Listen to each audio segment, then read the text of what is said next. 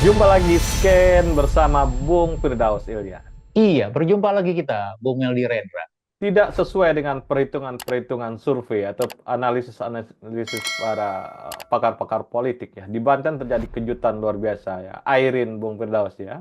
Ternyata mengalami peristiwa-peristiwa yang anomali gitu ya dengan apa yang terjadi yang selama ini dianalisis oleh orang-orang dan kita tentunya berharap berapa hari ke depan tentunya apa yang menguak ini menjadi pelajaran-pelajaran penting juga di demokrasi di pilkada ya. Apa sebenarnya yang terjadi di Banten, Bung Firdaus?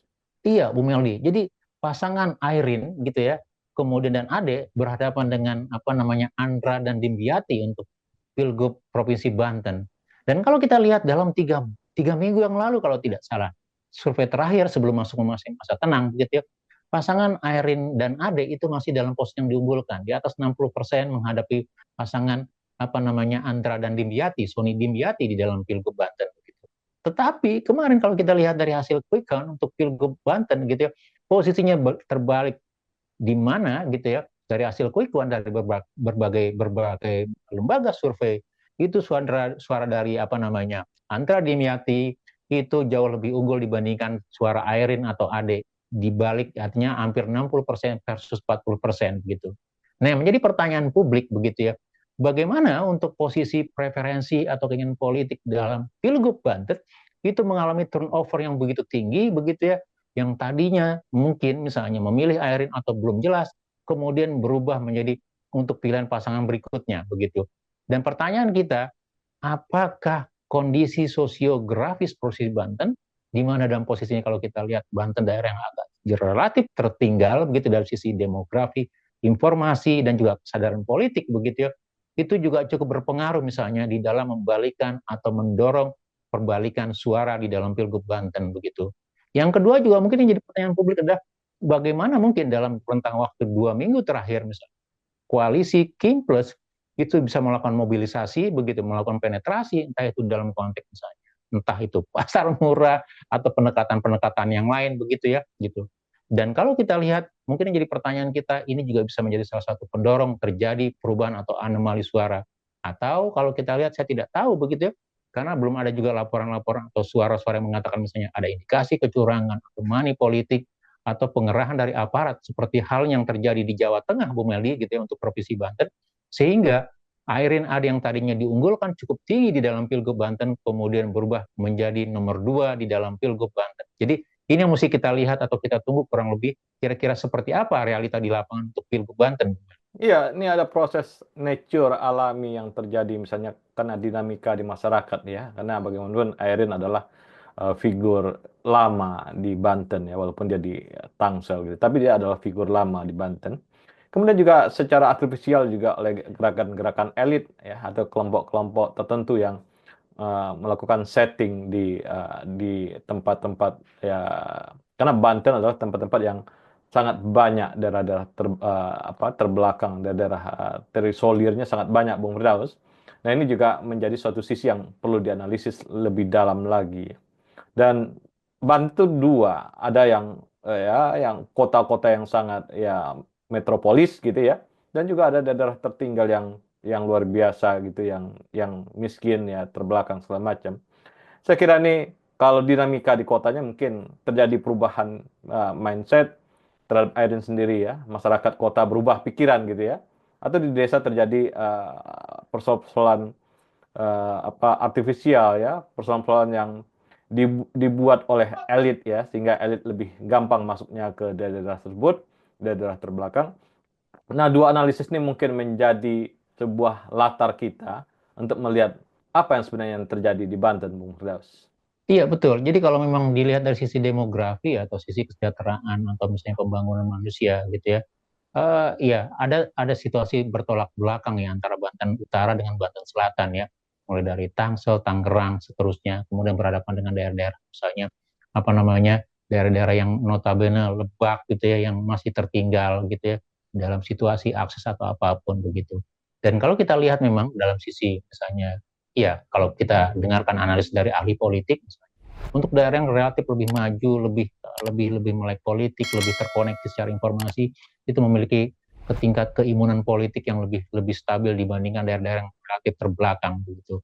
Dan bisa saja misalnya kalau kita lihat dari sisi ini yang menjadi salah satu penyebab misal gitu ya suara Airin mengalami pengembosan atau turun cukup jauh di dalam Pilgub Banten begitu.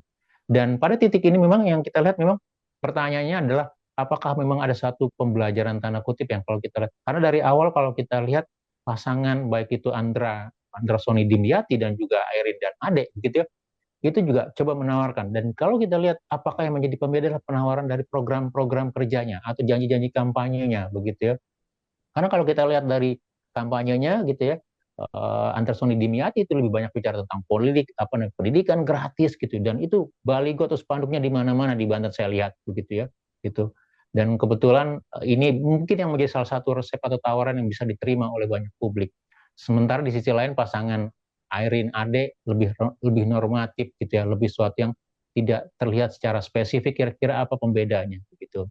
Tetapi di sisi lain mungkin juga yang kita lihat bahwa dalam sisi dominasi kekuasaan begitu ya bagaimana kekuatan Golkar yang cukup dominan di provinsi Banten itu ternyata tidak cukup kuat termasuk juga posisi relasi keluarga Airin sebagai bagian dari keluarga apa namanya Tubagus Hasan di sana begitu ya ada Ibu Atut dan segala macam gitu tetapi di sisi lain juga berhadapan dengan keluarganya Nata Kusuma atau keluarga mungkin saya tidak tahu posisi keluarga-keluarga klan yang lain begitu ya karena ini juga menjadi salah satu warna di dalam politik Banten dan sekali lagi Bung Meldi, kalau kita bicara dan melihat literatur atau pengalaman-pengalaman sebelumnya, Provinsi Banten gitu ya secara keseluruhan baik provinsi kabupaten kota merupakan daerah dalam sisi election atau pemilu itu rawan politik ya politik money uang apa money politik atau intervensi dalam konteks politik populis Bung Meldi gitu.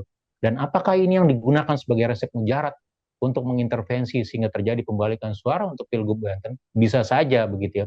Tapi sekali lagi ya kita lihat itulah kondisi realita untuk Pilgub Banten begitu ya, di mana pasangan Airin Ade kemudian ternyata kalah atau tidak di apa namanya tidak seperti yang diunggulkan di dalam survei-survei sebelumnya dan kemudian dimenang mungkin gitu dalam sisi quick count gitu ya pasangan Andra Soni Dimyati yang apa namanya mengambil posisi sebagai leading di dalam quick count.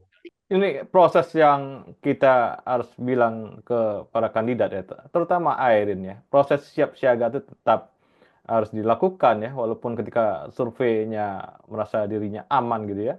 Jadi pergerakan-pergerakan di bawah itu kita nggak bisa hitung. Apalagi persoalan digitalisasi, jadi informasi itu begitu cepat yang diterima oleh masyarakat. Sehingga bisa menjadi sebuah arus balik Bung Firdaus ya ketika informasi didapat masyarakat menjadi arus balik dan orang yang tidak diunggulkan atau kan apa disebut kuda hitam itu bisa memenangkan kandidasi yang terjadi ya saya kira di Banten terjadi ya dan ini saya kira ini ilmu baru juga kita tetap harus apa fokus atau melihat sesuatu yang di luar nalar kita bisa terjadi karena kuatnya informasi atau digitalisasi informasi yang begitu kuat di masyarakat, Bung Firdaus. Iya, betul. Mungkin satu pembelajaran yang bisa kita petik ya, seperti yang Bu Mel dikatakan tadi, bahwa mungkin pasangan Airin Ade sudah merasa di atas angin, begitu ya, kemudian mengatakan, dan gapnya cukup jauh ya dengan pasangan lawannya, begitu, sehingga itu membuat mereka lengah, dan di akhir-akhir masa kampanye, begitu ya, kemudian memasuki minggu tenang, begitu ya, tidak lagi menjadi semacam kewaspadaan, begitu ya, dan ini yang dimanfaatkan oleh apa namanya calon atau pasangan lawannya, sehingga ini bisa membalikan, gitu ya. Tapi memang sekali lagi yang kita lihat semoga gitu ya siapapun nanti yang menang di dalam Pilgub Banten gitu ya yang jadi wanti-wanti kita dari awal Banten ini salah satu provinsi yang tertinggal di dalam sisi pembangunan, kesejahteraan, kemudian pemerataan, termasuk juga akses-akses sarana prasarana layanan dasar begitu. Dan kita berharap nanti kalau kita lihat, saya coba mengikuti beberapa kali kampanyenya, satu, dua, dan ketiga kalau tidak salah begitu ya. Mudah-mudahan dari antara ya siapapun nanti yang menang, ya apakah apa namanya Andersoni Dimyati gitu yang dimenangkan, bahwa janji mereka untuk membangun kesejahteraan, keadilan publik, termasuk juga melihat bagaimana posisi Banten yang terus tertinggal dibandingkan daerah-daerah lain itu bisa direalisasi. Terutama dalam konteks layanan dasar, infrastruktur penghubung begitu ya, termasuk juga membangun kesejahteraan dan keadilan untuk masyarakat Banten begitu. Karena sekali lagi siapapun nanti begitu ya, tetap saja yang menjadi patokan utama kita adalah apakah benar-benar mereka bisa merealisasikan kepentingannya untuk apa namanya membangun kesejahteraan dan keadilan di Banten. Dan itu yang menjadi PR utama menurut saya, Bung Mel. Terima kasih Bung Firdaus. Iya, sama-sama Bung Meldi. Salam Indonesia bersih. Salam Indonesia bersih.